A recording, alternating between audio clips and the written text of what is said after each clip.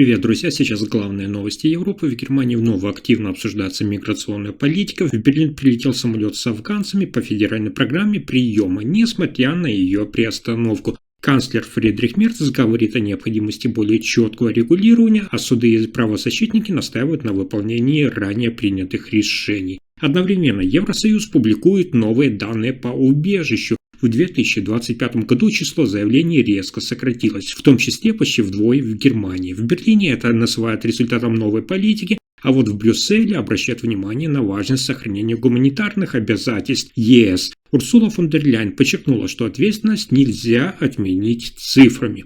И еще актуальная информация: в Германии завершаются новогодние праздники и усиливается нагрузка на городские службы. В Берлине начинается массовый сбор рождественских елок с четкими правилами и сроками.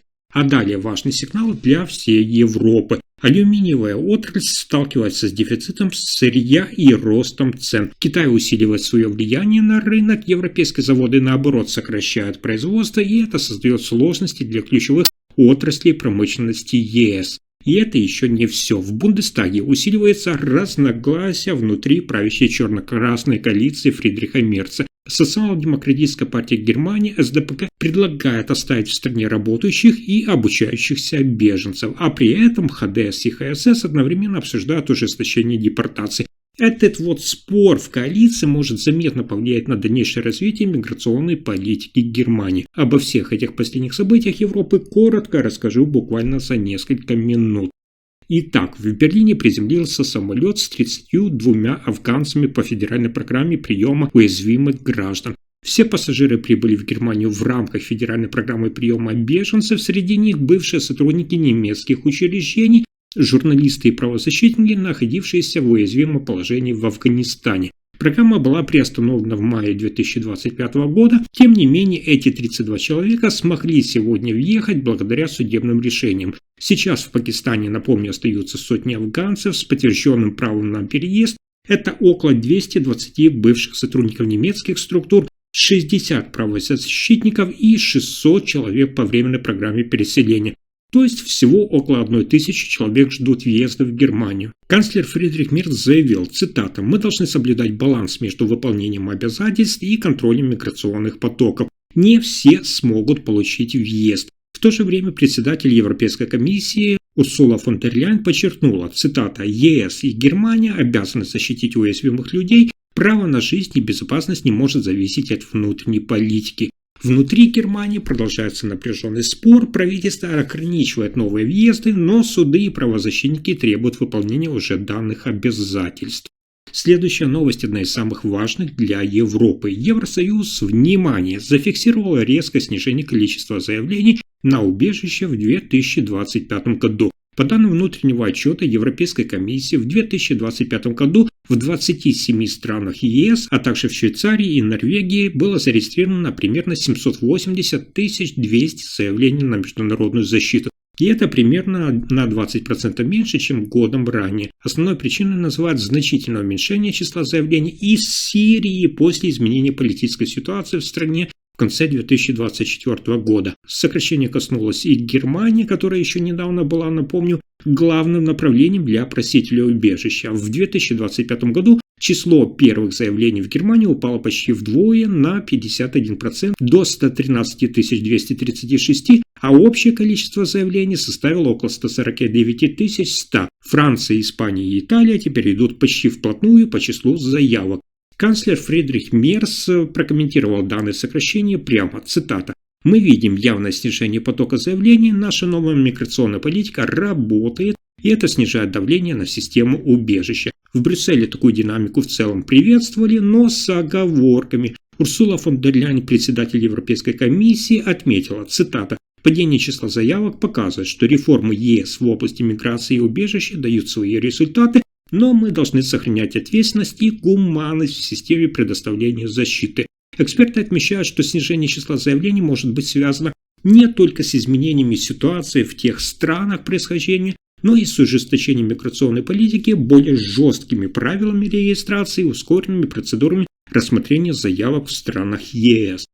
Следующая новость связана с завершением новогодних праздников в Германии. В Берлине сегодня начинается сбор использованных рождественских елок. Городская служба уборки Берлинской городской очистки начала сбор старых новогодних елок с улиц, и акция продлится до 24 января 2026 года. Для каждого района предусмотрено по 2 тары сбора. Узнать точные дни можно на сайте службы или по телефону. Чтобы елку забрали, ее нужно разместить, внимание, у края проезжей части, хорошо видимой к 6:00 утра в день сбора.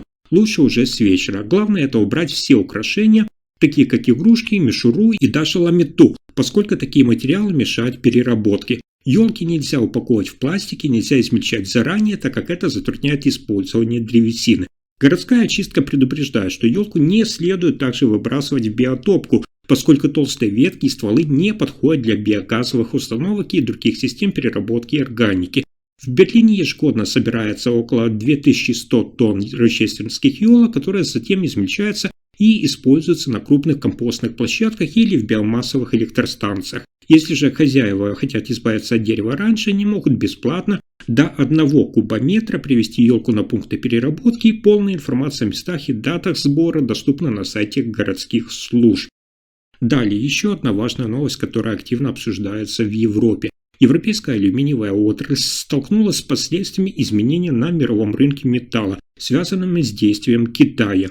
Эксперты сообщают, что ситуация на мировом рынке алюминия заметно усложнилась, и металл, который является основой для строительства, автомобильной промышленности и энергии, становится менее доступным в Европе. Европейские компании сталкиваются с серьезным дефицитом поставок алюминиевого лома, который традиционно перерабатывается на местных предприятиях. Китайские покупатели в прошлом году приобрели из Европы, внимание, около 135 тысяч тонн алюминиевого лома, в то время как Индия купила примерно 540 тысяч тонн, значительно опережая китайский спрос. Это приводит к сокращению сырья для переработки именно в ЕС. Одновременно мировые цены на алюминий выросли, так на 2 января 2026 года цена превысила $3000 за тонну, уровня которого не было более 3 лет. Такая динамика отражает структурное ужесточение рынка, так как вы знаете, что Китай ограничил свои производственные мощности на уровне около 45 миллионов тонн алюминия в год. При этом почти 60% мирового производства, внимание, приходится именно на китайские предприятия. Европейские алюминиевые заводы при этом сокращают выпуск, и это происходит в значительной степени из-за высоких затрат на энергию и конкуренции с дешевым импортом. То есть производство первичного алюминия в ЕС сократилось из-за высоких цен на газ и нерентабельность. И обращаю ваше внимание, что сегодня значительная часть перерабатываемого лома теперь уходит именно на экспорт вместо использования внутри Европы. Европейские производители отмечают, что ограниченная доступность алюминия создает сложности для ключевых отраслей европейской индустрии, включая тоже автомобильное производство и инфраструктурные проекты. Поэтому металл стал стратегическим ресурсом, а его нехватка отражает более широкую проблему зависимости Европы от импорта и цепочек поставок из Азии. И это еще не все. В Германии в Бундестаге неожиданный поворот. Фракция социал-демократической партии Германии СДПГ в Бундестаге выдвинула предложение. Внимание! Предоставить право на постоянное пребывание тем беженцам, которые уже работают или проходят обучение и хорошо интегрированы в немецкое общество. В документе, подготовленном к партийной конференции, говорится прямо цитата. Немецкая экономика нуждается в мигрантах, наша рабочая сила сокращается, нам нужны квалифицированные сотрудники. Это решение стало заметным тем расхождением с позиции союзников по правящей черно-красной коалиции, прежде всего представителей ХДС и ХСС, которые в это же время, вы знаете, обсуждают на собственном закрытой сессии меры по корректировке миграционной политики.